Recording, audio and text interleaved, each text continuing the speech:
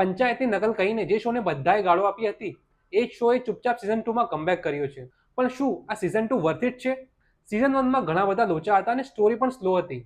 પણ ટીવીએફ વાળાએ સિઝન 2માં આખી ગેમ ચેન્જ કરી નાખી છે. બધી જ ભૂલો સુધારીને એકદમ મસ્ત કમબેક કર્યું છે. અમોલ પરાશર, નિરહુઆ અને વિનય પાઠકની એક્ટિંગ અને સિરીઝનો કર્કી હ્યુમર એકદમ જબરજસ્ત છે.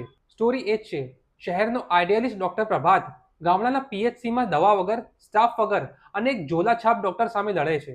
પણ આ વખત એક ટ્વિસ્ટ છે, આદર્શ પીએચસી નું કોમ્પિટિશન. સિઝન 1 કરતા સિઝન 2 ઘણી બેટર છે. ફક્ત 5 એપિસોડ્સ, દરેક એપિસોડ 30 મિનિટનો, એટલે તમારું જરા પણ ટાઈમ વેસ્ટ નહીં થાય. આકાંક્ષા રંજન કપૂરનો રોલ એકદમ સોલિડ છે અને નિરહુઆ એક કરપ્ટ ઓફિસર તરીકે એક સરપ્રાઇઝ પેકેજ છે. પણ અહીં જ એક પ્રોબ્લેમ છે, આ શોને પંચાયત બનવાનું સપનું હજી છોડાતું નથી અને પંચાયતના કેરેક્ટર્સના કેમિયો એક ક્રિએટિવિટી નહીં પણ એક ગિમિક લાગે છે.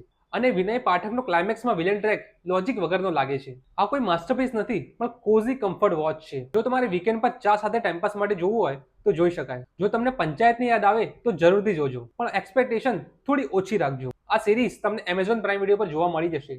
તો જોઈને કોમેન્ટમાં જણાવજો કે આ સિરીઝ પંચાયતને ટક્કર આપશે કે નહીં. અને આવા જ રિવ્યૂઝ માટે અમારા પેજને ફોલો કરવાનું ભૂલતા નહીં.